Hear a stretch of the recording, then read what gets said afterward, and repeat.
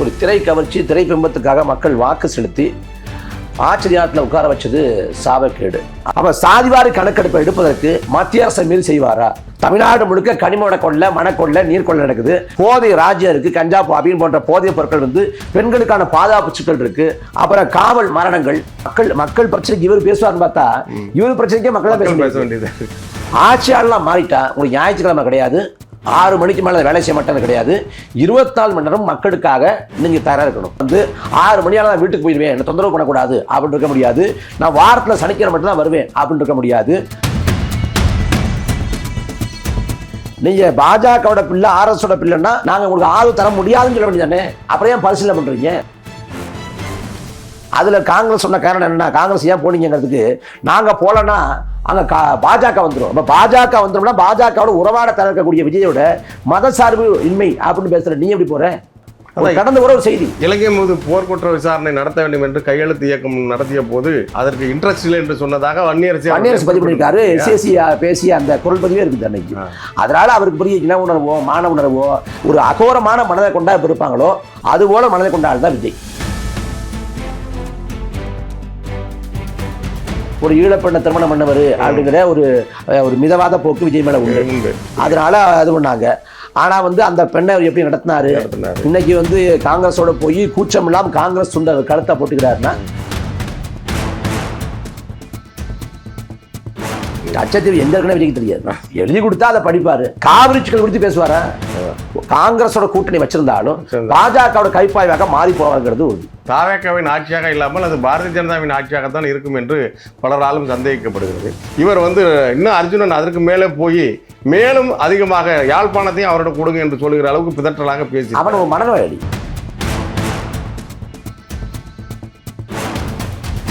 திமுக வந்து வீழ்ந்துருச்சு. வீழ்ந்த திமுக வீழ்ந்தாவே இருக்கட்டும். அதிமுக வந்து 10 தோல்வி பழனிசாமினாங்க, 11 தோல்வி பழனிசாமியாக மாறிட்டாரு. அப்போ அவர் வந்து எப்போ வந்து கட்சியோட தலைமைப்படத்துக்கு வந்தாரோ அதுக்கு பிறகு ஒரு வெற்றியை சுவைக்கலை. எதிர்கட்சியாக இருக்காரு, ஆளுங்கட்சியாக மாற முடியல. இப்போ வீழ்ந்த திமுக வீழ்ந்ததாக இருக்கட்டும், ஓரங்கட்டப்பட்ட அதிமுக ஓரங்கட்டப்பட்டாவே இருக்கட்டும், இங்கே தாவேக அதிகாரத்தில் உட்காந்துருக்கு. இந்த அதிகாரம் எவ்வளோ மோசமானதுங்கிற மக்கள் உணர்றப்ப உண்மையான மக்களுக்கான மாற்று அரசியலை நாம் தமிழ் தான் கட்டமைக்கும்.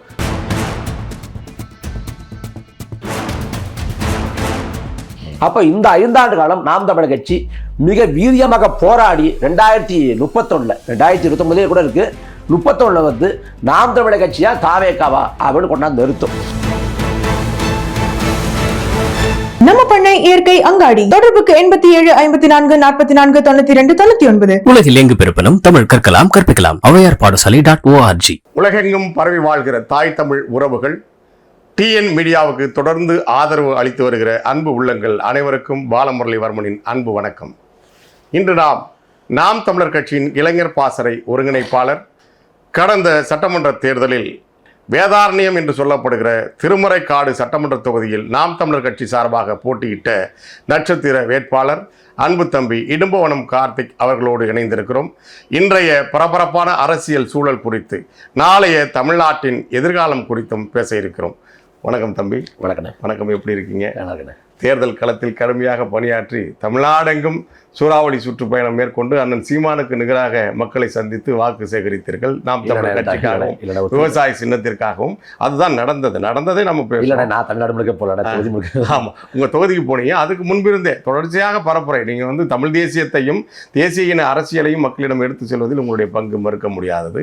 ஆனாலும் இந்த தேர்தல் அது மக்கள் கொடுத்திருக்கிற தீர்ப்பு, மக்கள் தான் கொடுத்தார்களால் மக்கள் கொடுக்க வேண்டும் என்று யாரோடும் திட்டமிடப்பட்டதா என்ற ஐயங்கள் எல்லாம் எழுந்திருக்கிற இந்த சூழலில் இன்றைக்கு பரபரப்பாக தமிழ்நாட்டில் ஆட்சி பொறுப்பை ஏற்பதற்காக தாவேக்கா முயல்கிறது.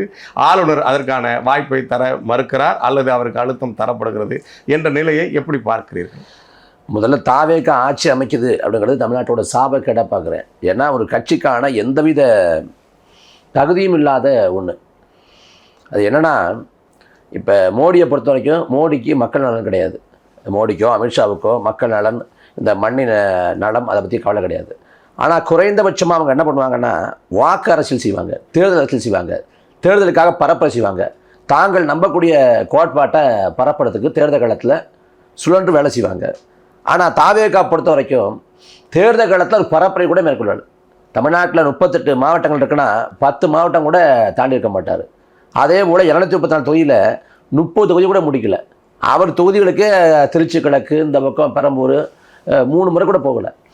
இப்படிப்பட்ட நிலையில் வெறுமனே வந்து ஒரு திரை கவர்ச்சி, திரை பிம்பத்துக்காக மக்கள் வாக்கு செலுத்தி ஆச்சரியத்தில் உட்கார வச்சது சாபக்கேடு. அதை நம்ம வந்து மக்களோட முடிவாக இருந்தாலும் வேறு வழியே இல்லாமல் ஏற்றுக்கிறமே ஒழிய அது வந்து தமிழ்நாட்டோட ஒரு என்ன சொல்கிறது, ஒரு இருண்ட காலம் அப்படி தான் பார்க்க வேண்டியிருக்கு. இதில் வந்து தாவேகாங்கிற கட்சியை அவங்க அமைக்க போகிற ஆட்சியை வந்து நம்ம எதிர்க்கிறோம். ஆனால் மக்களால் தேர்வு செய்யப்பட்டு இன்றைக்கி வந்து தனிப்பெருங்கட்சியாக அவங்க தான் இருக்கிறாங்க. அதிகப்படியான சட்டமன்ற உறுப்பினர்களை 108 இடங்களை கொண்டிருக்கிறாங்க. அப்போ அவங்கள வந்து பதவி பிரமாணம் எடுப்பதற்கு, அழைப்பதற்கு ஆளுநர் வந்து இவ்வளவு காலம் தாழ்த்துவதும் அதில் வந்து ஏற்புடையதில்லை. அது ஜனநாயக படுகொலை. அதை வன்மையாக கண்டிக்கிறோம். அதில் கட்சி சார்பு இல்லாமல் நாம் தமிழர் கட்சி, திமுக, இடதுசாரிகள், திருமாவளவன், கமலஹாசன் எல்லாருமே வந்து எதிர்க்கிறாங்க. விஜயை வந்து பதவியேற்க வந்து அழைக்கணும் அப்படின்னு சொல்கிறாங்க. ஆனால் வந்து விஜய் மட்டும் இது வரைக்கும் வாய் திறக்கலை. இது மத்தியில் ஆளக்கூடிய பாஜக அரசோட செயல்பாடு. அவங்க திட்டமிட்டு முடக்கிறாங்க, காங்கிரஸோடு சேர்ந்ததால் வந்து என்னை வந்து நெருக்கடி கொடுக்குறாங்க அப்படின்னு கூட எதுவும் சொல்லலை. அப்போ எல்லா கட்சிகளும் இந்த நிலைப்பாட்டை வந்து கண்டிக்குது. ஆளுநர் அடாவடித்தனமாக செயல்படுறாரு அப்படின்னு கண்டிக்கிறாங்க. ஆனால் தாவேகா மட்டும் வாய் திறக்காமல் இருக்குது. அப்போ இது வந்து அவங்களோட கையாளத்தனத்தை காட்டுது. கரூரில் வழக்கு வந்து எப்போ வந்து சிபிஐக்கு மாற்றப்பட்டதோ அதுக்கு பிறகு சம்பிரதாயத்துக்கு கூட பாஜக குறித்தோ, மோடி குறித்தோ, அமித்ஷா குறித்தோ எங்கும் பேசாத விஜய் இப்போ ஆட்சி அமைக்கணும் அப்படிங்கிற தருணத்தில் முழுக்க பாஜக கிட்ட சரணடைஞ்சிருவார். அதனால் வந்து வரக்கூடிய எப்படியும் ஆட்சி அமைச்சுவார் நம்புகிறேன். அதில் வந்து ஆளுநர் வந்து தனிக்கட்சியாக அதிகப்படியான இடங்களை பெற்றதால் அவர் ஆட்சி அமைக்க கூப்பிடணும். அவர் ஆட்சி அமைச்சு என்ன மாதிரி நிர்வாகத்தை ஆட்சியை கொடுக்குறாரு அப்படின்னு மக்கள் வந்து தெரிஞ்சுக்கணும். இவருக்காக வாக்கு செலுத்தணும். அரசியலில் எந்தவித புரிதலும் இல்லாத, அக்கறையும் இல்லாத, அறிவும் இல்லாத ஒரு ஞான சுனியத்துக்கு வாக்கு செலுத்திருக்கோங்கிற அந்த புத்தி மக்களுக்கு அதுக்கு பிறகாவது வரணும். ஏன்னா இப்போ தாவேகா பொறுத்த வரைக்கும் இங்கே 2 பேருக்கு தான் போட்டி, திமுகவுக்கும் தாவேகாவுக்கும் போட்டி, நாங்கள் ஆட்சியை பிடிப்போம் அப்படின்னு சொன்னாலும் அவங்க வந்து உள்ளுக்குள்ளே வந்து ஆட்சியை பிடிப்போம் அப்படின்னு நம்பியிருக்க மாட்டாங்க. எந்த கருத்து கணிப்பாக இருக்கட்டும், எந்த பத்திரிகையாளராக இருக்கட்டும், யாருமே வந்து தாவேகா அதில் ஆட்சியை பிடிக்கும் அப்படின்னு நம்பலை. அப்போ ஆட்சியை பிடிச்சிருச்சு. அறிஞர் அண்ணா வந்து 49 கட்சி ஆரம்பித்து 67 ஆட்சியை பிடிச்சார். அது படிப்படியாக 15 இடத்தை பெற்று 50 இடத்தை பெற்று திரும்ப வந்து 67 ஆட்சியை பிடிச்சார். ஆட்சியை பிடிக்கிற தருணத்தில் வந்து வானொலியில் வந்து செய்தியை கேட்டுக்கிட்டு இருக்கிறாரு. அதாவது திமுக முன்னிலை அப்படின்னு கேட்டுருக்காரு. கேட்குற சமயத்தில் அண்ணாவோட முகம் வந்து இருக்குது, கொஞ்சம் சோகமாக மாறுது. அப்போ அண்ணா சொல்கிறாரு, நாம் இன்னும் பல காலம் பக்குவப்பட்டு பயணப்பட்ட பிறகு ஆட்சியை பிடிச்சிருக்கலாம் அப்படின்னாரு. ஆனால் அண்ணா வந்து 17 ஆண்டு 18 ஆண்டு கழித்து தான் ஆட்சியை பிடிச்சார். அந்த காலகட்டத்தையே குறைவான காலகட்டம்னார். அதை தாண்டி திமுக தொடங்கப்படுவதற்கு முன்பாக திராவிட கழகத்திலையும் அவங்களுக்கான அனுபவம் உண்டு. ஆனால் அவ்வளவு ஆண்டுகாலம் அரசியல் அனுபவத்தை கொண்டிருக்கிற போதும் நம்ம இன்னும் பல காலம் பக்குவப்பட்டு பயணப்பட்ட பிறகு ஆட்சியை பிடிச்சிருக்கணும் அப்படின்னாரு. இவங்க 2.5 ஆண்டு காலத்தில் ஆட்சியை பிடிச்சிருக்காங்க. அதை கடந்து யாருக்கும் அரசியல் அனுபவம் கிடையாது. செங்கோட்டையனுக்கு அரசியல் அனுபவம் உண்டு, மற்ற யாருக்கும் அரசியல் அனுபவம் கிடையாது. நிர்வாகத்தை பற்றியும் தெரியாது. அதை தாண்டி யாரும் அப்புழுக்கற்ற ஆட்களும் கிடையாது. யாருக்கும் குறைந்தபட்ச அரசியல் நிலைமை கிடையாது. கரூர் மரணத்தில் விஜய் திட்டமிட்டு இவ்வளோ பேரை கொன்னாரு அப்படின்னு யாரும் சொல்லலை. ஆனால் விஜய் வந்து கடைசி வரைக்கும் என் மேலே பழி போடுறாங்கிறாரு. நாம் வந்து வாகனத்தில் போகிறப்ப குறுக்க வந்து ஒருத்தர் விழுந்துடுறாரு. நம்ம மேலே தவறு இல்லை, குறுக்க விழுந்துடுறாரு. விழுந்த பிறகு அவருக்கு விபத்து ஆயிடுச்சு அப்படின்னா குறைந்தபட்சம் என்னால் நிகழ்ந்துச்சேன்னு ஒரு தார்மீக பொறுப்பு ஏற்போம். ஆனால் 41 உயிர் போன பிறகு கூட எந்தவித பொறுப்பும் ஏற்காமல் என் மேலே பழிய போடுறாங்கன்னு இப்போது வரைக்கும் குற்ற உணர்ச்சி இல்லாமல் அதை கடத்தி விட்டார். அதுபோல் வந்து இந்த தாவேக்காவோட அரசியல் முழுக்க பொய்கள் மேலே கட்டமைக்கப்படுது. பரப்புரையை ரத்து பண்ணுறாங்க, முடக்கிறாங்க. என்னோட ஒளி வாங்கி வேலை செய்யலை, திமுக தான் காரணம். அப்போ என்னன்னா எல்லாத்தையும் வந்து முடக்கிறாங்க, ஒடுக்குறாங்க, அனுமதி மறுக்கிறாங்க, என்னை விடமாட்டேங்கிறாங்க அப்படின்னு கடைசி வரைக்கும் பொய்களை சொல்லி திமுக என்ன செய்யுது, ஏன்னா திமுக தான் என்ன எதிரியாக கருதுது, அப்போ எனக்கும் திமுகவுக்கு தான் போட்டி அப்படின்னு கட்டமைச்சாரு. முழுக்க பொய்கள் மேலே வந்து அரசியல் கட்டமைக்கப்பட்டுச்சு. அந்த பொய்களை வந்து மக்கள் நம்பினாங்க. அதுதான் கெடு வாய்ப்பு. அதுதான் நம்பியதை விளைவாக மக்கள் வாக்கை கொடுத்துட்டாங்க. முழுக்க திரைமுகம்தான், முழுக்க 100 விழுக்காடு திரை மோகன்தான். அதாவது கண்மூடித்தனமாக வாக்கு செலுத்திருக்காங்க. எப்படின்னா எடப்பாடி தொகுதியில் தாவேக்காவோட வேட்புமனு நிராகரிக்கப்படுது. அங்கே வந்து சுயேட்சை ஒருத்தர் போட்டி போடுறாரு. சுயேட்சைக்கு வந்து தாவேக்கா ஆதரவு கொடுத்துருது. அந்த சுயேட்சை வந்து தொலைக்காட்சி பிரச்சனத்தில் போட்டி போடுறாரு. அதில் வாக்கு எந்திரத்தில் அங்கீகரிக்கப்பட்ட கட்சி, பதிவு செய்யப்பட்ட கட்சி, சுயேட்சைன்னு கீழே தான் இருக்கும். ஆனால் தேடி போய் வாக்கு செலுத்திருக்காங்க மக்கள். ஏன்னா நடிகர் சொல்லிட்டாரு, தேவ தூதர் என்பது போல. அப்போ ஆட்சி நிர்வாகத்தில் அவர் அமர வைக்கணும். நான் தனிப்பட்ட முறையில் நான் விரும்புகிறேன், அவர் ஆட்சி நிர்வாகத்தில் அமர வைக்கணும். ஆட்சி நிர்வாகத்தில் அமர்ந்த பிறகு இந்த 5 ஆண்டு காலம் எப்படிப்பட்ட ஆட்சியை தர்றாரு அப்படின்னு பார்க்கணும். எடப்பாடி பழனிசாமியே வந்து பாஜகவோட அடிமை அப்படிம்போம், ஸ்டாலினை வந்து பாஜகவோட மறைமுக உறவில் இருக்காரு அப்படின்னு சொல்லுவோம். இவங்க எல்லாரையும் விட மிக மோசமான பாஜக அடிமையாக விஜய் மாறி போவார். ஏன்னா இங்கே திமுக கூட எதிர்த்து பேசும், ஆனால் ஆதரவாக செயல்படும். மறைமுகமாக டெல்லியில் போய் ஆதரவாக செயல்படும். அப்போ வெறும் வாய்ச்சவடலாவது திமுக கிட்ட இருக்கும். ஆனால் தாவேகா கிட்ட வாய்ச்சவடல் கூட கிடையாது. தாவேகா வந்து பாஜக குறித்து எதுவுமே பேசாது. ஆளுநர் அடாவடித்தனம் பண்ணுறாருன்னா நீங்கள் கண்டிக்க வேண்டியதானே, போராட்டம் பண்ண வேண்டியதானே. ஜனநாயகபூர்வமாக இந்த கருத்து ஓட்டத்துக்கு வந்து எல்லாம் தொழில்ப்பாங்கல்ல. திமுக நிற்கும், இடதுசாரிகள் நிற்பாங்க, திருமா நிற்பார், கமலஹாசன் நிற்பார், நாம் தமிழர் கட்சி நிற்கும். ஏன்னா நீ தான் தனி கட்சி பெரும்பான்மை பெற்றுக்கிற, தனி கட்சியாக வந்து 102 இடங்களை பெற்றுக்கிற. அப்போ உனக்கு தான் ஆட்சி அமைப்பதற்கான தார்மீக உரிமை உண்டு. அப்படி ஆட்சி அமைக்க உத்தரவிட்ட பிறகு, பதவி பிரமாணம் செஞ்சு வச்ச பிறகு குறிப்பிட்ட கால அவகாசத்துக்குள்ள பெரும்பான்மை நிரூபிக்கணும். இதான் முறை. ஆனால் ஆளுநர் வந்து அடாவடித்தனம் பண்ணுறாரு. இதை வந்து தாவேகா வந்து கண்டிக்க மறுக்குது. இதை கடந்து தாவேகா ஆட்சி அதிகாரத்தில் அமர்ந்த பிறகு ஏகப்பட்ட சிக்கல் இருக்கு. நிர்வாக அமைப்புல அதே அதிகாரிகள் தான் அமர போறாங்க. அந்த அதிகாரிகளை வேலை வாங்குற ஆளுமை திறனோ நிர்வாகத்திறனோ விஜய் கிடையாது. அடிப்படையிலேயே எந்த கோட்பாடோ எந்த அரசியல் நிர்வாகமே அரசியல் புரிதலே விஜய் வந்து இதுவரைக்கும் நாட்டின் சிக்கல்கள் குறித்து யாருக்கும் தெரியுமா அப்படிங்கிறது கேள்வி இருக்கு. விஜய் இதுவரைக்கும் ஊடகங்களை சந்திக்காமலோ வந்து ஒரு பேட்டி கொடுக்காமலும் இருக்கிற காரணம் வந்து அவருக்கு அரசியலே கிடையாது. அது வெளில தெரிஞ்சுக்கிறதுனால பொத்தி பாதுகாக்கிறாங்க. இப்போ பரந்தூரில் விமான நிலையம் அமைக்கக்கூடாது அப்படின்னு மக்கள் போராடுறாங்க. ஒரு 3-4 ஆண்டுகளாக போராடுறாங்க. அந்த போராட்டத்துக்கு மத்தியில் ஒரு நாள் போய் வாகனத்தில் அவங்க முன்னாடி 20 நிமிஷம் பேசினார் விஜய். அதாவது அந்த பொருள் என்னென்னா, அந்த வானூர்தி நிலையம் அமைக்கிறத வந்து தாவேகா விரும்பலை அப்படிங்கிறது பொருள். இப்போ தாவேகா ஆட்சி அமைச்சிருச்சு, நம்ம உடனடியாக சொல்லலை. ஆனால் தாவேகா ஆட்சியில் பரந்தூரில் விமான நிலையம் அமைப்பதை தாவேகா அரசு எதிர்க்கும், ஒருபோதும் அனுமதிக்க மாட்டோம் என்று சொல்லுவார். வேங்கவேல் குறித்து அறிக்கை கொடுத்துருக்காரு இதே விஜய். வேங்கவேலில் வந்து வழக்கு சிபிசிடி வசம் தான் இன்னமும் இருக்குது. மாநில அரசின் கட்டுப்பாட்டில் இருக்கக்கூடிய அந்த சிபிசிடி வசம் தான் இருக்குது. அங்கே வந்து பாதிக்கப்பட்ட தரப்பையே குற்றவாளிகள் வந்து சித்தரிச்சிட்டாங்க. அப்போ இது வரைக்கும் யாரையும் கைது பண்ணலை. அப்போ அந்த சிபிசிடிக்கு உண்மையான சரியான விசாரணையை முடிக்க விட்டு சம்மந்தப்பட்ட குற்றவாளிகளை கைது பண்ண உத்தரவிடுவாரா? கவினோட சாதி ஆணவ கொலைக்கு வாய் திறக்கல கேட்டப்ப நாங்கள் ஆணவ கொலைக்கு தனிச்சட்டம் ஏற்ற சொல்லி நீதிமன்றம் போனோங்கிறது. இப்போ ஆணவ கொலைக்கு தனிச்சட்டம் ஏற்ற நீதிமன்றம் போக தேவையில்லை. அப்போ ஆணவ கொலைக்கு தனிச்சட்டம் ஏற்றுவாரா? சாதிவாரி கணக்கெடுப்பு எடுப்பதற்கு வந்து மாநில அரசுக்கு அதிகாரம் இருக்கு அப்படின்னு விஜய் சொன்னார். நாம் அவருக்கு முடியலன்னு கருத்து சொல்கிறோம். அப்போ சாதிவாரி கணக்கெடுப்பை எடுப்பதற்கு மத்திய அரசை மீறி செய்வாரா அப்படிங்கிற கேள்வி இருக்கு. தமிழ்நாடு முழுக்க கனிமோட கொள்ளை, மணக்கொள்ளை, நீர்கொள்ளை நடக்குது. அந்த கனிமோட கொள்ளையை தடுப்பதற்கு என்ன செய்ய போறாரு? போதை ராஜ்யம் இருக்கு, கஞ்சா அப்படின்னு போன்ற போதைய பொருட்கள் வந்து மிதமிஞ்சல புழக்கத்தில் இருக்கு. அது தடுக்க என்ன பண்ண போறாரு? பெண்களுக்கான பாதுகாப்பு சிக்கல் இருக்கு, அது தடுக்க என்ன பண்ண போறாரு? அப்புறம் காவல் மரணங்கள், இன்னைக்கு வரைக்கும் காவல்துறை வந்து கை காலம் முறிக்குது. அது வந்து அப்பட்டமான ஒரு வதை, மனித வதை. அதை ஏற்க முடியாது, என்கவுண்டர் பண்ணுது. நீங்கள் அஜித்தோட காவல் மரணத்துக்காக பேசிய விஜய் இந்த வரக்கூடிய காலத்தை என்ன செய்ய போறாரு அப்படிங்கிற ஏகப்பட்ட மேலோட்டமாக பார்த்தா கூட ஏகப்பட்ட கேள்விகள் இருக்கு. அப்போ விஜய் தாக்கு பிடிப்பாரான்னு இருக்கு. அதை கடந்து ஆட்சியாளர்லாம் மாறிட்டா உங்களுக்கு ஞாயிற்றுக்கிழமை கிடையாது, 6 மணிக்கு மேலே வேலை செய்ய மாட்டேன்னு கிடையாது, 24 மணி நேரம் மக்களுக்காக நீங்கள் தயாராக இருக்கணும். இப்போ திடீர்னு சென்னையில் வெள்ளம் வருது, இல்லை வந்து ஒரு புயல் வருது அப்படின்னா நீங்கள் களத்தில் இறங்கணும். நான் களத்தில் இறங்க மாட்டேன், கூட்டம் கூடும் அப்படிலாம் காரணம் கற்பிக்க முடியாது.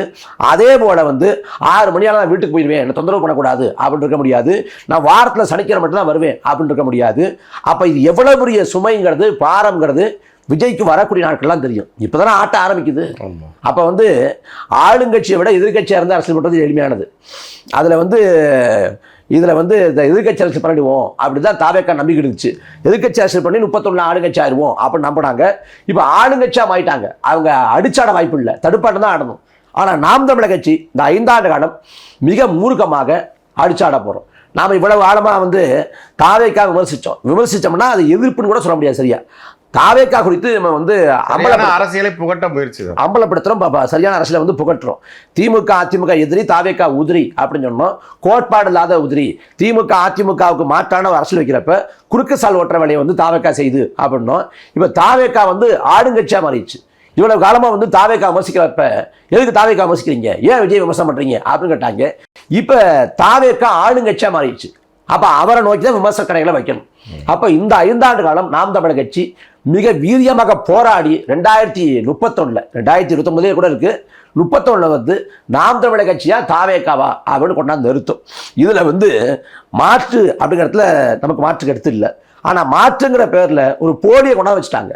உண்மையான மக்கள் எழுச்சி வர்றப்ப ஒரு போலி உள்ள புந்து அவன் இந்த இதை மக்களோட கோபத்தை வந்து அறுவடை பண்ணிட்டான்.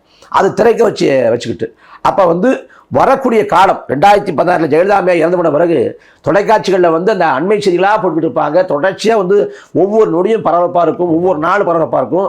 ஏறக்குறைய அந்த நாளை நோக்கி தமிழ்நாடு அந்த போய்கொண்டிருக்கு. இதில் வந்து விஜய் அடிப்படையிலே துணிச்சலான ஆளோ, விஜய் வந்து ஒரு கம்பீரமான ஆளோ கிடையாது.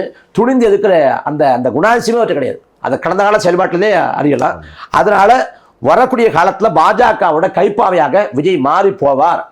காங்கிரஸோட கூட்டணி வச்சிருந்தாலும் பாஜகவோட கைப்பாய்வாக மாறி போவார்ங்கிறது உறுதி. தாவேக்காவின் ஆட்சியாக இல்லாமல் அது பாரதிய ஜனதாவின் ஆட்சியாகத்தான் இருக்கும் என்று பலராலும் சந்தேகிக்கப்படுகிறது. நீங்கள் சொன்னது போல முதல்ல தலைமைச் செயலகத்தை பனையூரில் தான் நடத்துவேன் என்று அவர் சொல்லாமல் இருக்கணும் என்றும் பேசப்படுகிறது.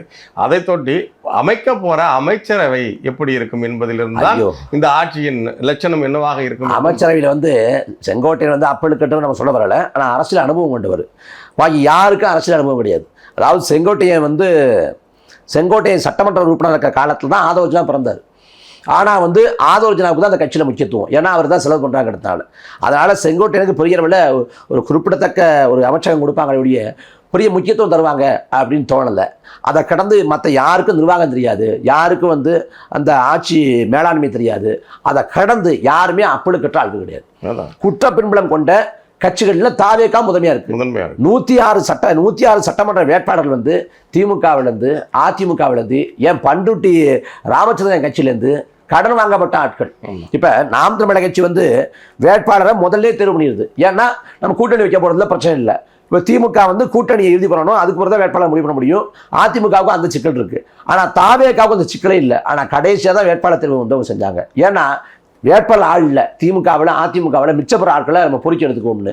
திமுகவில் வேட்பாளர் நேர்காணலுக்கு வந்து மனு போட்டு ஸ்டாலின் வேட்பாளர் நேர்காணலில் சந்தித்து சீட்டு மறுக்கப்பட்ட, இடம் மறுக்கப்பட்ட ஆள் வந்து தாவேக்காவில் சட்டமன்ற வேட்பாளர். அதே போல் வந்து அந்த தொகுதியை வந்து அமமுக கொடுத்ததுனால அதிர்ச்சியடைந்த அதிமுககாரருக்கு சட்டமன்ற இடம் கொடுக்கப்பட்டிருக்கு. அப்போ நிறுத்த ஆள் இல்லாமல் அங்கங்கே பொறுக்கி போட்டு நிறுத்திட்டாங்க. ஆனால் இங்கே கெடுவாய்ப்பு என்னன்னா, மக்கள் வந்து யார் வேட்பாளர், அந்த வேட்பாளர் வந்து மக்களுக்காக உழைப்பாரா, கூப்பிட்ட குரலுக்கு ஓடி வருவாரா, தொகுதியோட சிக்கல்களை அறிஞ்சு வச்சிருக்காரா, தொகுதி மக்களுக்காக உழைப்பாரா, இங்கே வந்து களத்தில் பணி செய்வாரா, தொண்டு செய்வாரா, ஊழியம் செய்வாரா, சேவை செய்வாரா, எதையும் பார்க்காம, யார் வேட்பாளரையும் பார்க்காம மக்கள் வந்து கண்மூடித்தனமா அவங்க வந்து வாக்கு செலுத்திருக்காங்க. அப்போ அதன் வெளிப்பாடு அவங்களுக்கு வந்து மக்களுக்கு ஒரு சிக்கல் இருக்கு, தாவேக்காவுக்கு ஒரு லாபம் இருக்கு. என்ன லாபம்னா, இந்த தொகுதியில் வந்து இந்த சிக்கல் இருக்கு, அதை தீர்த்து வைக்க எம்எல்ஏ வரல அப்படின்னு கேட்க முடியாது. ஏன்னா யார் எம்எல்ஏன்னு தெரியாது. யார் எம்எல்ஏன்னு தெரியாம ஒரு திரைப்படத்தை முதல் காட்சியை கொண்டாட்டத்தோடு போய் பார்க்குற மாதிரி வாக்கை வந்து கொண்டாட்டமா போறது பிரச்சனை இல்லை, யாருக்கு போடணுங்கிறது ரொம்ப முக்கியமானது. அதுல யார் வந்தா சரியா இருக்கும் அப்படின்னு பார்க்காம யார் தனக்கு பிடிச்சவனோ அவனுக்கு வாக்கு செலுத்திருக்காங்க. அப்ப வரக்கூடிய காலங்கிறது இந்த வேட்பாளர்களோட பின்புலம் எல்லாம் பார்க்குறப்ப அதிமுக ஆட்சி மோசமான ஆட்சிங்கிறோம். இந்த அதிமுக ஆட்சியே பரவாயில்லைங்கிற நிலைக்கு இந்த ஆட்சி போயிருங்கிறதா என்னோட அனுமானம். நம்ம இவர்கள் எடுக்கிற அரசியலை மிக ஆபத்தான அரசியலின் போக்கையை மாற்றுகிற மிக மோசமான ஒரு முன்னேற்பாடாக இருக்கு இல்லையா? இப்போ ஜனநாயகம் கொடுத்துருக்கிற வாய்ப்பு யார் வேண்டுமானாலும் சட்டமன்றத்துக்கு உறுப்பினராக ஆக முடியும் அப்படிங்கிறது நிகழ்ந்திருந்தாலும் கூட இவர்கள் அங்கே என்ன செய்வார்கள், இவரை இயக்கப் போகிறவர்கள் இவர்களை எப்படி கையாள்வார்கள் என்பதிலிருந்து நாட்டின் ஆபத்து தொடங்குகிறது. இப்போ நீங்கள் சொல்லிங்க ஊழல்வாதிகள் அதிமுக திமுக உள்ளிட்டவர்கள் எல்லாம் இந்த கட்சியில் வந்து சேர்ந்தார்கள். அப்போ அந்த அடிப்படையில் தான் இவர் வந்து காங்கிரஸோடவும் வந்து கூட்டணி சேர தயாராகிருக்காரு. ஏன்னா 2011 நீங்களே கூட பதிவு செய்திருந்தீங்க. 2011 இதே காங்கிரஸுக்கு எதிராக அண்ணா ஹசாரே அவர்கள் உண்ணாவிரதம் இருந்த போது அதற்கு போய் ஆதரவு தெரிவித்தவர். இப்போ காங்கிரஸுடைய ஊழல் கட்சி கூட சேர்ந்து கூட்டணி அமைக்கிறார். இன்னொரு நேர்காணல்ல ஒரு விவாதத்தில் நீங்க கேட்டிருந்தீங்க லயோலாமணி அவரிடம், நீங்க வாரிசு அரசியலை கொண்டு வந்த காங்கிரஸ், இந்தியா முழுக்கவே வாரிசு அரசியல் அவங்க தான், அப்போ அதை ஏற்கிறீர்களா? நீங்கள் வந்து குடும்ப அரசியல் என்று திமுகவை வாரிசு அரசியல் சொன்னாலும் கூட காங்கிரஸை ஏற்பீர்களா? இப்போ அதை தான் ஏற்றுக்கொள்கிறார்கள் என்ற நிலையில் இருக்கு. எளிமையான கேள்வி தான். அதில் வந்து திமுக என்னோட அரசியல் எதிரி அப்படின்னு சொல்கிறாங்க. ஏன் அப்படி சொல்கிறீங்க அப்படிங்கிறப்ப திமுகவோட கொள்கை கோட்பாட்டுக்கும் எங்களுக்கும் எந்த மாறுபாடும் இல்லை. ஆனால் அந்த கோட்பாட்டை அமலாக்கம் செய்யாம அவங்க வந்து குடும்ப ஆதிக்கம் செய்கிறாங்க. ஒரு குடும்பத்தின் ஆதிக்கத்தில் கட்சியும் ஆட்சியும் இருக்கு. அவங்க வந்து வாரிசு அரசியல் பண்றாங்க, ஒரே குடும்பத்தை முன்னெடுத்துறாங்க, அவங்க ஊழல் மயமா கட்சியை மாத்திட்டாங்க. அப்ப இங்க திமுகவோட கோட்பாடு பிரச்சனை இல்லை. ஆனா அந்த கோட்பாட்டை அமலாக்கம் செய்யாம வாரிசு அரசியல், குடும்ப ஆதிக்கம், ஒரு குடும்ப ஆதிக்கம், ஊழல் மயம் தான் பிரச்சனை. அப்படின்னா இதே வகை குற்றச்சாட்டு காங்கிரஸ் மேல இருக்கு. இங்க வந்து கருணாநிதி, அவருக்கு பிறகு ஸ்டாலினுக்கு பிறகு உதயநிதி, 3 தலைமுறை. அங்க மோதிலால் நேரு, ஜவஹர்லால் நேரு, இந்திரா காந்தி, சஞ்சய் காந்தி, ராஜீவ் காந்தி, ராகுல் காந்தி, சோனியா காந்தி, பிரியங்கா காந்தி. இப்ப இன்னைக்கு அவர் வந்து கார்கே வந்து தேசிய தலைவராக இருந்தாலும் யார் முடிவு பண்ணுவா திமுகவோட போகணுமா இல்ல தாவேக்காவோட போகணுமாங்கிறத யார் முடிவு பண்ணுவார்னா ராகுல் காந்தி தான் முடிவு பண்ணுவார். அப்ப அதிகார மையம் வந்து ராகுல் காந்தி தான். ராகுல் காந்தி கொண்டு வரப்பட்டது, இந்திரா காந்தி கொண்டு வரப்பட்டது, அது எல்லாமே வாரிசு அரசியல் தான். காமராஜரே அழைச்சு வந்தாலும் காமராஜரே இந்த வரலாற்று பிழை அப்படின்னு கடைசி காலத்தில் உணர்ந்து தான் நாட்டை கெடுத்துட்டாங்க அப்படின்னு சொல்லிட்டு ஸ்தாபன காங்கிரஸ், இந்திரா காங்கிரஸ் பிரியுது. அப்ப எப்படி பார்த்தாலும் வாரிசு அரசியல்ல திமுகவுக்கு முன்னோடி வந்து காங்கிரஸ். அப்ப அந்த காங்கிரஸ் சேர்ந்துக்கிட்டு வாரிசு அரசியல, குடும்ப ஆதிக்கத்தை, அப்புறம் ஊழல் மையத்தை எப்படி இருப்பாரு. 2011 காலகட்டத்தில் வந்து அண்ணா ஹசரே வந்து அவர் 2ஆம் காந்தி, மகாத்மா அப்படிதான் சொன்னாங்க. எங்க இருக்கான்னு தெரியல, அவர் ஊழலை எதுக்குறேன் அப்படின்னு கிளம்பினாரு. நாடு முழுக்க பேசப்பட்டுச்சு.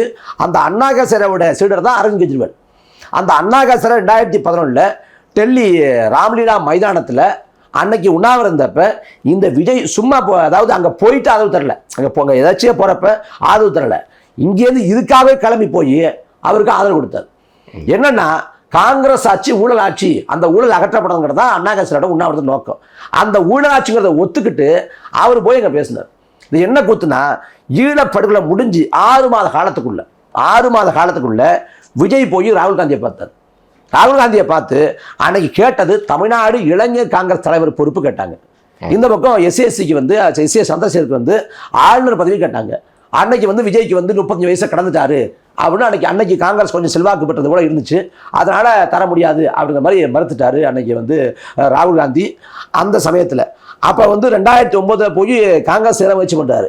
2011 பார்த்தா அதே காங்கிரஸ் ஊழலாட்சிங்கிறது. இப்போ பார்த்தா மறுபடியும் அதே காங்கிரஸோட கூட்டணி வச்சிருக்காரு. ஏன்னா விஜய்க்கு வந்து இனம் நடந்தோம், மக்கள் நடந்தோம், அடிப்படையான எல்லாருக்கும் இருக்க வேண்டிய குணாதிசயமான மனித உணர்வோ எதுவுமே கிடையாது.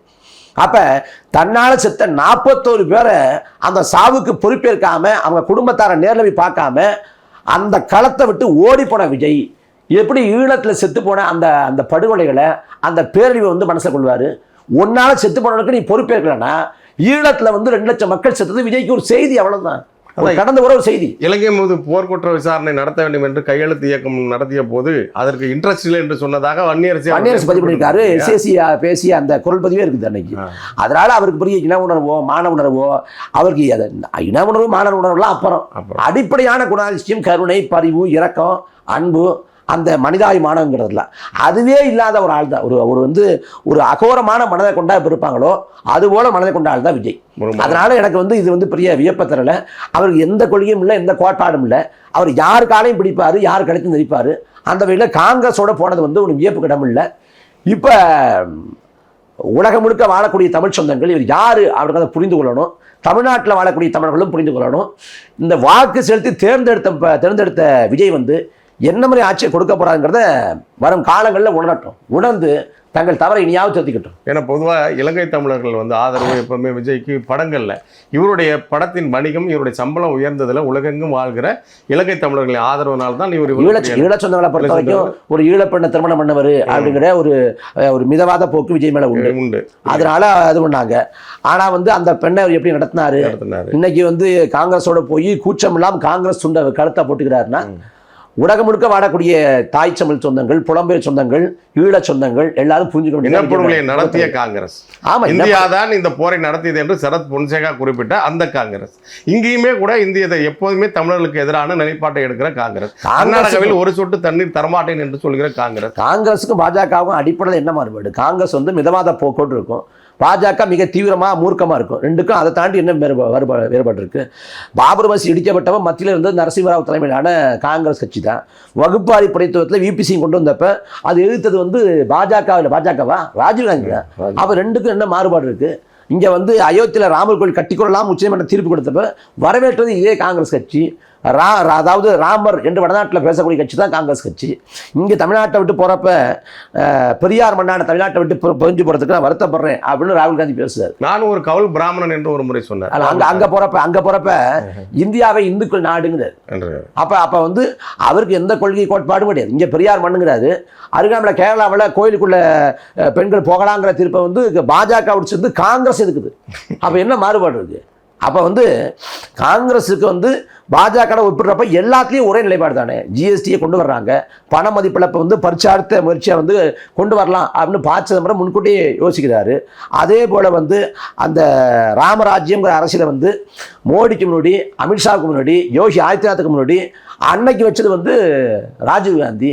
அவர் அயோத்தியில் தான் பரப்புரை ஆரம்பிக்கிறாரு.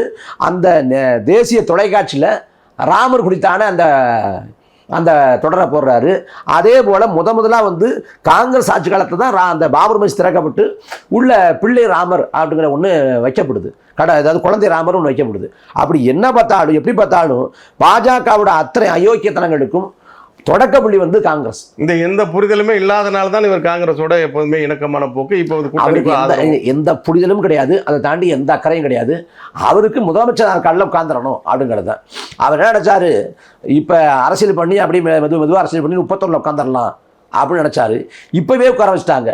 இப்போ உட்கார வச்ச பிறகுதான் அது எவ்வளோ பெரிய முழுக்கிடம், எவ்வளோ பெரிய கடினமான பாதைங்கிறத தெரிய வரும். ஒரு மலர்ச்சியாக அவர் முகத்தில் தென்படாததுக்கு அதான் காரணம். அல்லது பின்னால் இருந்து யாரோ குத்தி கொண்டே இருக்கிறார்கள், இயக்குகிறார்கள் என்பது போன்ற ஒரு தோற்றம் தெரிகிறது. இல்லை, இதாவது இப்போ வந்து விஜயோட அரசியல் மீது முரண்பாடு இருக்கக்கூடிய, எதிர்ப்பு இருக்கக்கூடிய நாமளே சொல்கிறோம், விஜய் வந்து பதவி பிரமாணம் கூப்பிடுங்க, அதான் வந்து தார்மீகம், அதான் சரியானது, ஜனநாயகம் அப்படின்னு சொல்கிறோம்.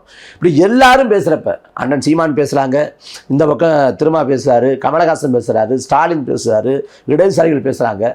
ஆனால் விஜய் பேசலையே. எவன் தாக்கப்படுறானோ தாக்கப்படுறான் அப்படின்னு எல்லாரும் பேசுறான். தாக்கப்படுறான், காப்பாத்துங்கன்னு. தாக்கப்படுறான் வாய முடிட்டு உட்காந்துருக்காங்க. அப்ப ஏன்னா அவ்வளவு பயம். ஜனநாயகன் படத்துக்குமே கூட அவர் இது மாதிரி ஒன்று சொல்ல, அதாவது மக்கள் பிரச்சனைக்கு இவர் பேசுவார்னு பார்த்தா இவர் பிரச்சனைக்கே மக்களா பேச வேண்டியதா இருக்கு. அப்ப அதுதான் நிலைமையா இருக்கு இவருக்கு. நாட்டின் நிலைமை ரொம்ப கவலைக்குரியதா இருக்கு. இப்போ மதசார்பற்ற முற்போக்கு கூட்டணியில தேர்தல் முடிஞ்ச உடனே பெரிய சலசலப்பு ஏற்பட்டது. திருமாவளவன் அவர்கள், இந்திய மார்க்சிஸ்ட் கட்சியுடைய முன்னாள் மாநில செயலாளர் கே பாலகிருஷ்ணன் அவர்கள், அப்புறம் இந்திய கம்யூனிஸ்ட் கட்சியோட வீரபாண்டியன் அவர்கள் கூட எல்லாருமே நாங்கள் ஆதரவு தர தயாராகிட்டோம். அந்த கூட்டணி மொத்தமாக கலையிற ஒரு சூழல் ஏற்பட்டுருச்சு. இப்போ இன்றைக்கி அவங்க முன்னாள் முதல்வர் ஸ்டாலின் அவர்களை போய் சந்திச்சிருக்கிறாங்க. இந்த போக்கு பொதுவாகவே தேர்தலுக்கு தான் கூட்டணி என்று அவர்கள் ஒருபோதும் சொன்னதில்லை. கொள்கை கூட்டணி, அதாவது கொள்கை கூட்டணின்னு சொல்றாங்களே ஒழிய காங்கிரஸ் பிரிஞ்சு போறதுக்கு காரணம் என்ன? கொள்கை முரண்பாடா, கொள்கை வேறுபாடா? எதுவுமே கிடையாது. காங்கிரஸ் பிரிஞ்சு போறதுக்கு காரணம் இனிமே கதைக்காகாது, ஆளுங்கட்சியா அவன் வந்துட்டான், அங்க போனோம்னா நமக்கு அமைச்சர்கள் இடம் கிடைக்கும், இவன் ஆளுங்கட்சியா இருந்தா கூட அமைச்சர்கள் இடம் தர மாட்டான், நம்மளை மதிக்க மாட்டான் அப்படின்னு காங்கிரஸ் வெளியேறி போகுது. இங்கே இந்திய கம்யூனிஸ்ட் மார்க்சிஸ்ட் கம்யூனிஸ்ட் கட்சியை பொறுத்த வரைக்கும் அவங்களுக்கு ரெட்டை மணலையாக இருக்குது. அதில் டெல்லி தலைமை முடிவு பண்ணுங்கிறதுனால அவங்க யோசிக்கிறாங்களா, இல்லை மக்களவை தேர்தலில் அதை எதிர்நோக்கி அவங்க யோசிக்கிறாங்களா அப்படின்னு தெரியல. இந்த பக்கம் திருமாவளவனை பொறுத்த வரைக்கும் நேற்று ஒன்று பேசுறாரு, இன்னைக்கு ஒன்று பேசுறாரு, மாற்றி மாற்றி பேசுறாரு. அதாவது மாற்றம்ங்கிறது பரிணாம வளர்ச்சியாக இல்லாமல் சந்தர்ப்பவாதமாக இருக்குது. அதான் பிரச்சனை. இதே தாவேக்காவை விஜய் அண்ணன் சீமானே சொன்னார், இவங்க RSS பெற்றெடுத்த பிள்ளைகள் அப்படின்னார். ஆனால் தேர்தல் முடிவு வந்த பிறகு விஜய்க்கு போட்ட வாக்கு தாவேக்காவுக்கும் திமுக கூட்டணிக்கு விழுந்த வாக்கு பாஜகவுக்கு எதிரான வாக்கு அப்படிங்கிறாரு. இப்போ பாஜக எதிரான வாக்குனா நீங்கள் தான் சொன்னீங்க RSS பெற்றெடுத்த பிள்ளைன்ட்டு. அப்போ இப்போ திடீர்னு இன்னைக்கு செய்தியை பார்க்க இன்னைக்கு மறுபடியும் RSS பெற்றெடுத்த பிள்ளைங்கிறதா நிலைப்பாடு அப்படின்னு சொல்கிறார்.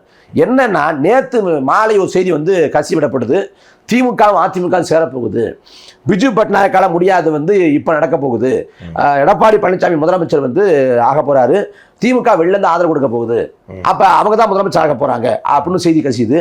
இப்போ இன்னைக்கு இந்த பேசி கொடுக்குற தருணத்தில் விசிகாவோட உயர்நிலை கூட்டம் அப்படின்னு அறிவிக்கப்பட்டு நேற்று இந்த செய்தி கசிஞ்ச உடனே உடனடியாக ரத்து பண்ணப்படுது. ஒருவேளை திரும்ப சட்டமன்ற வேட்பாளர் நின்று சட்டமன்ற உறுப்பினர் ஆகியிருந்தாருன்னா உறுதியாக தாவல் கூட போயிருப்பார். ஆனா இப்ப என்னன்னா, இப்ப போனா அங்க அமைச்சராக போடுறது வன்னியரசு தான். வன்னியரசு அமைச்சராகிறத திரும்ப விரும்புவாருன்னு நான் நினைக்கல. அவர் ஷானவாஸோட வளர்ச்சியை விரும்பல, ஷானவாஸையே கட்சி விட்டு காலி பண்ணணும் அப்படின்னு நினைக்கிறாரு. விரைவில் ஷானவாஸ் திமுகவில் மாறுவதற்கான எல்லா வாய்ப்புகளும் உண்டு. அதனால திருமாவோட சந்தர்ப்பவாத போக்கு இதுல அப்பட்டமா தெரியுது. அவர் வந்து பூசி மொழிக்கு பதில் சொல்கிறார், திட்டவட்டமாக தீர்மானமாக சொல்லலை. விஜயன்கிட்ட பேசினாரு, நாங்கள் கூடி முடிவெடுப்போம் அப்படிங்கிறாரு. அப்போ விஜய் பேசினார்னா நீங்கள் பாஜகவோட பிள்ளை ஆர்எஸோட பிள்ளைன்னா நாங்கள் உங்களுக்கு ஆதரவு தர முடியாதுன்னு சொல்ல வேண்டியதானே. அப்புறம் ஏன் பரிசீலனை பண்ணுறீங்க? அதில் காங்கிரஸ் சொன்ன காரணம் என்னென்னா, காங்கிரஸ் ஏன் போனீங்கிறதுக்கு, நாங்கள் போகலன்னா அங்கே பாஜக வந்துடும். அப்போ பாஜக வந்துடும்னா பாஜகவோட உறவாட தவிர்க்கக்கூடிய விஜயோட மதசார்பு இன்மை அப்படின்னு பேசுகிற நீ எப்படி போகிற? அப்போ இது எல்லாமே வெட்கக்கேடு, முழுக்க முழுக்க சந்தர்ப்பம் தான். அது எல்லாம் அரங்கேறி கொண்டிருக்கு. இப்போ நீங்கள் சொன்னீங்க திரைக்கவர்ச்சி, திரைமுகம்தான் இன்றைக்கு இந்த நிலையில் நம்ம நாடு எதிர்கொண்டிருக்கிறது. அப்போது இதை மக்களை அரசியல்படுத்தாமல் இத்தனை ஆண்டு காலமாக இந்த பிழையை செய்தது யார்? மிக முக்கிய காரணம் என்றால் திராவிட கட்சிகள் தான் காரணமாக இருக்கின்றன. மொழிப்போரில் வந்து மாணவர்களோட புரட்சி, அதில் தான் திமுக ஆட்சி கட்டில் அமருது. ஆனால் மாணவர்களோட புரட்சியில் ஆட்சி கட்டில் அமர்ந்த திமுக வந்த பிறகு மாணவர்கள் வந்து அரசியல் பேசக்கூடாது அப்படின்னு ஒரு விதியை கொண்டு வருது.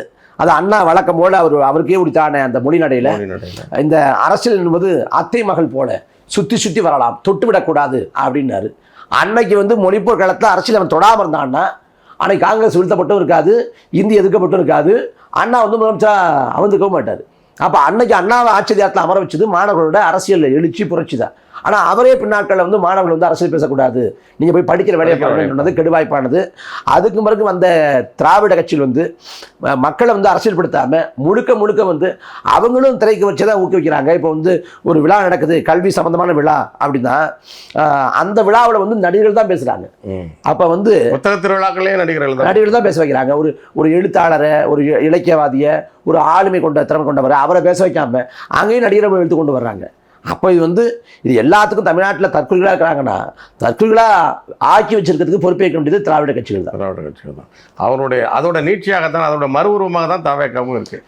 இப்போ இந்த தேர்தல் களத்திலிருந்து இப்போ உண்மையாகவே இந்திய ஜனநாயகத்தின் அடிப்படையில் தமிழ்நாட்டு தேர்தல் களத்தில் தமிழ் தேசிய இன எழுச்சி அரசியல் மிக அளவுக்கு பேரெழுச்சியோடு வளர்ந்து வந்தது. அதை மட்டுப்படுத்துவதற்கு, அதை கட்டுப்படுத்துவதற்கு, அதை அடக்குவதற்கு தான் இந்த திட்டங்கள் நிறைவேற்றப்பட்டன என்பது ஒரு பார்வை இருக்கிறது.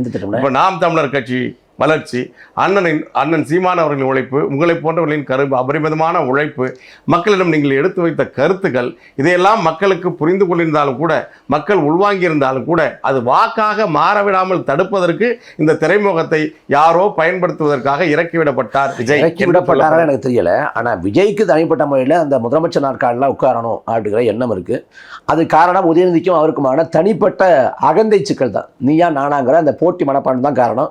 மற்றபடி அண்ணன் வந்து இந்த ஆச்சரியார்த்தை கைப்பற்றி இந்த நிலத்தை இப்படி மாற்றி படைக்கணும், எங்கள் திருநாட்டில் எங்கள் நல்லாட்சியே அப்படின்னு ஒரு நாட்டை எப்படி படைக்குங்கிற கனவு கொண்டிருக்காங்க. விஜய்க்கு அப்படி கனவு இருக்கான்னா கனவே கிடையாது. தேர்தல் அறிக்கையே வந்து தேர்தல் தேதிக்கு ஒரு 4 நாட்களுக்கு முன்னாடி அறிவிக்கிறாங்க. அது திமுக அறிக்கை, அதிமுக அறிக்கை. அது அதில் வந்து அப்படியே இங்கே சந்திரபாபு நாயுடு என்ன சொன்னாரோ அதை அப்படியே பிரதிபலிக்கிற விதமாக திரைத்துறைன்னா மகேஷ் பாபு பிரதி எடுத்தது போல இங்கே அரசியலில் வந்து சந்திரபாபு பிரதி எடுத்து அப்படியே எல்லாத்தையும் வைக்கிறாங்க. அதில் வந்து மொத்தமாக அதை எல்லாத்தையும் செயல் திட்டத்தை வந்து மேற்கொள்றதுக்கு வந்து 10 லட்சம் கோடி ஆகுங்கிறாங்க. ஆனால் தமிழ்நாட்டு பட்ஜெட்டே அவ்வளவு இல்லை, நிதிநிலை அறிக்கையே அவ்வளவு இல்லை அப்படின்னு செய்தி வருது.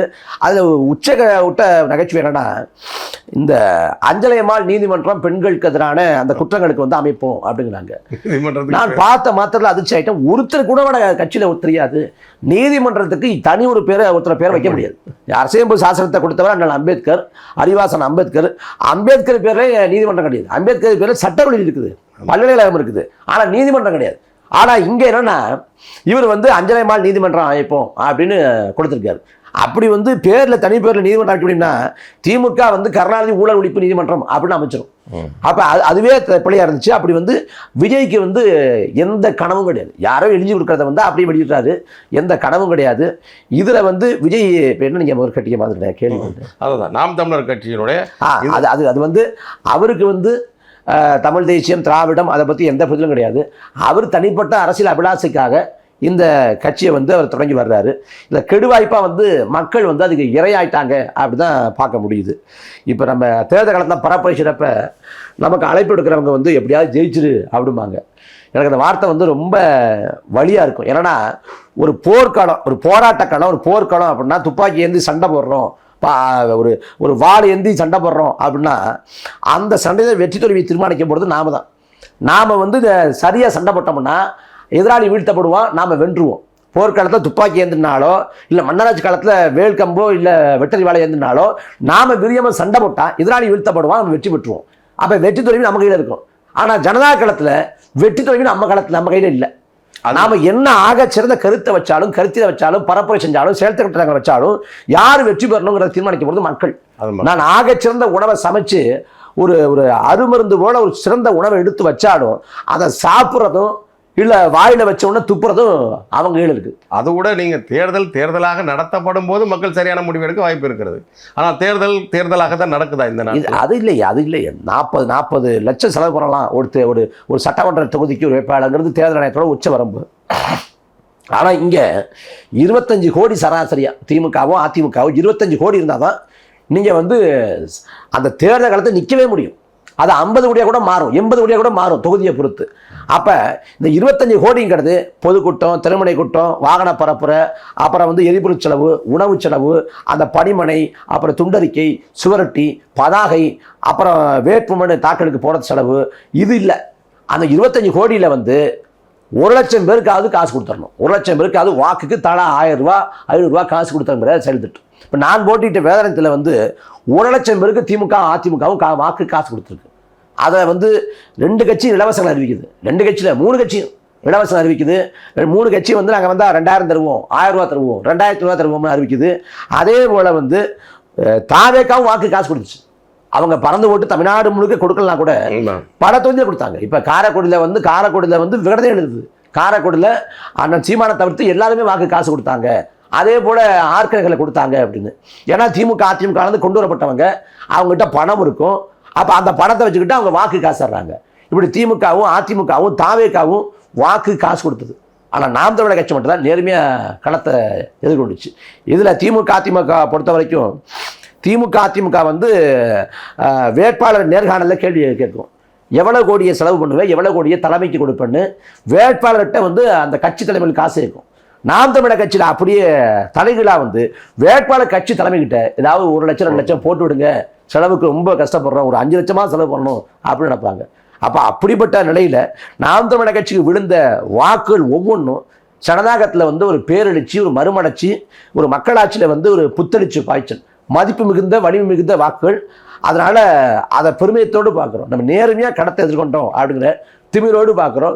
ஒரு மணி திரை கவர்ச்சியோ இல்லை காசையோ பணத்தையோ இல்லை மற்ற இந்த இலவச அறிவிப்புகளையோ எதையும் நம்பாமல் மக்களை நம்பி கொள்கையை சொல்லி கோட்பாட்டை சொல்லி மக்களை அரசியல்படுத்தி வாக்களை பரணும் நினச்ச ஒரே கட்சி நாம் தமிழர் கட்சி தான். காலைல கூட ஒரு காணொலி துண்டு பார்த்தேன். காணொலி துண்டில் மலையாளி ஒருத்தர் பேசுகிறாரு. நான் கேரளாவை சேர்ந்தவன், சீமான் போன்ற ஒரு ஆள் கேரளாவில் இருந்திருந்தா மக்கள் கொண்டாடி தீர்த்திருப்பாங்க. அவர் மக்கள் மீது அவ்வளவு பாசம் கொண்டிருக்காரு. மண்ணை பற்றி மக்களை பற்றி பேசுகிறாரு, மண்புழு குறித்து பேசுகிறாரு, விவசாயம் குறித்து பேசுகிறாரு. அவர் காணொலி வடிவில் மக்களை அரசியல்படுத்துகிறாரு. இப்படி எந்த தலைவர் உண்டு?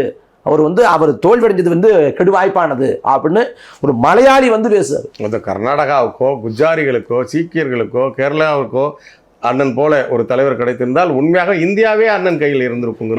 வேற ஒரு தேசிய நம்மனா கொண்டாடிக்கும் ஒரு கேடு. வடகிழக்கு மாநிலங்கள்ல ஏற்கனவே கேடு கட்ட இனம் நினைக்கிறேன். நம்ம எல்லா பெருமிதங்களும் சிறப்புகளும் உயர்வுகளும் கொண்ட இடமும் இந்த இடம் தான். அதுல பால் தாக்கரே கூட சொல்றாரு. பால் தாக்கரே சொல்றப்ப பிரபலன் போன்ற தலைவர் என் இடத்துல பிறந்திருந்தா நான் உலக தலைவராக மாற்றிருப்பேன் அப்படின்னு பால் தாக்கரே சொல்றாரு. அப்படி மற்ற இன மக்கள் எல்லாம் தலைவரை பார்த்து பிரமிச்சு போறாங்க. ஆனா இந்த இனம் தீவிரவாதி, பயங்கரவாதி, பிழைக்க போனத்துல நாடு கட்டாரு அப்படின்னு அவரை தூற்றியது, அவரை கொண்டாட தவறியது.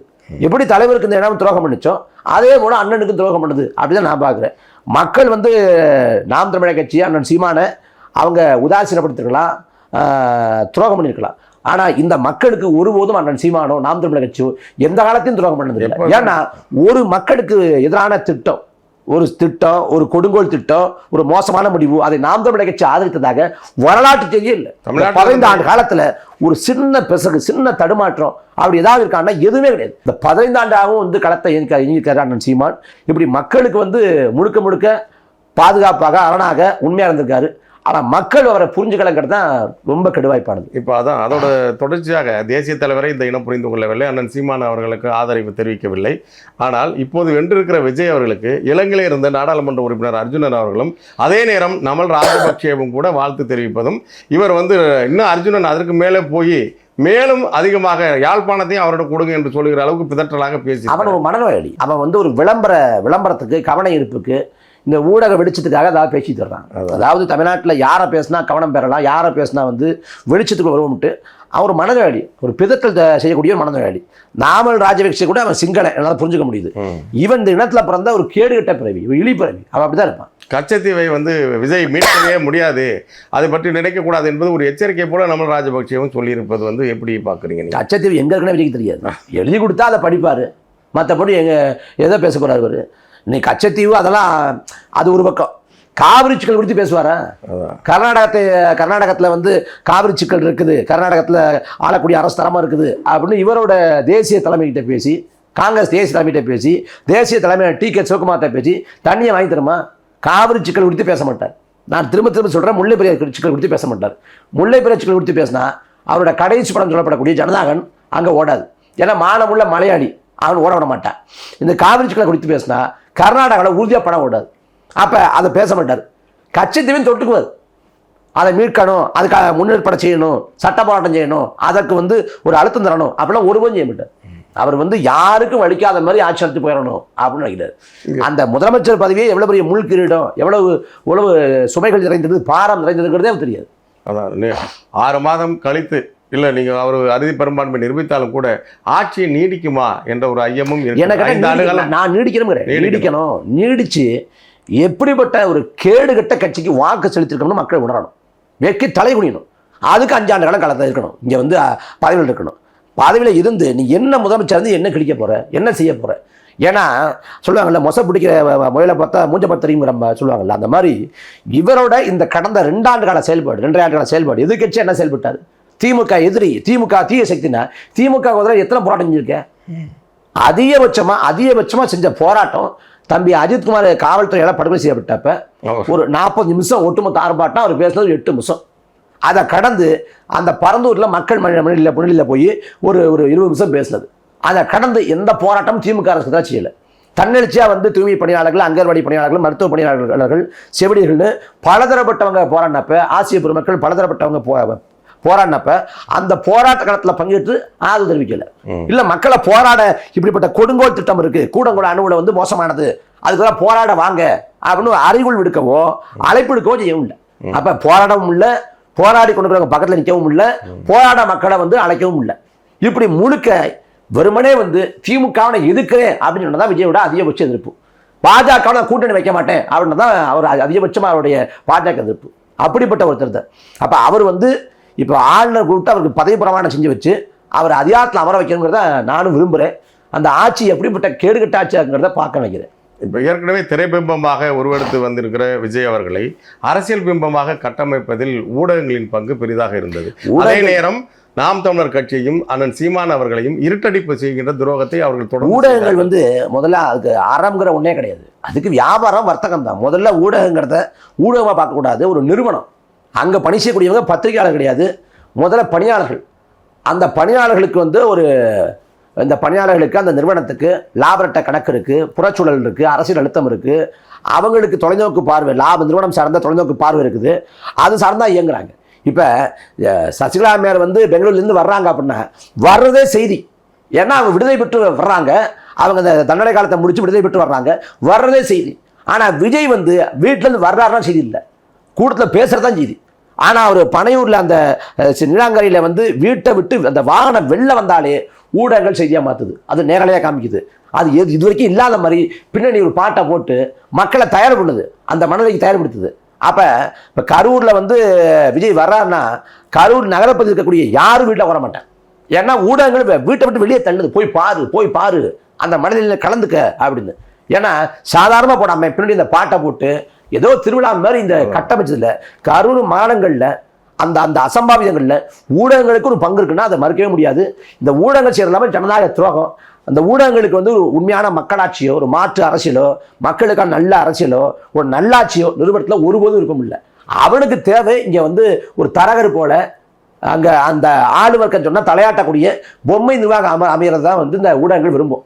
எப்படி அதிகார வர்க்கம் விரும்புதோ, டெல்லி அந்த ஏகாதிபத்தியம் விரும்புதோ, அதை எப்படி விரும்புவாங்க, அதைத்தான் அந்த ஊடகங்கள் செய்யுது. அதுதான். அப்போ நீங்கள் இப்போ நடந்திருக்கிற எல்லா நடக்கப் போகிற இந்த எதிர்பார்ப்புகள் இருக்குல்ல, மோசமான விளைவுகள் எல்லாம் சேர்ந்து மீண்டும் தமிழ் தேசியத்தை இங்கே வலுப்படுத்துவதற்கான வாய்ப்புகள் அமைந்திருப்பதாக நீங்கள் கருதுங்க? தமிழ் தேசத்துக்கான தேவை அப்படியே இருக்குது. நாம் தமிழர் கட்சிக்கான தேவை அப்படியே இருக்குது. திமுக வந்து வீழ்ந்துருச்சு. வீழ்ந்த திமுக வீழ்ந்தாவே இருக்கட்டும். அதிமுக வந்து 10 தோல்வி பழனிசாமினாங்க, 11 தோல்வி பழனிசாமியாக மாறிட்டார். அப்போ அவர் வந்து எப்போ வந்து கட்சியோட தலைமைப்படத்துக்கு வந்தாரோ அதுக்கு பிறகு ஒரு வெற்றியை சுவைக்கலை.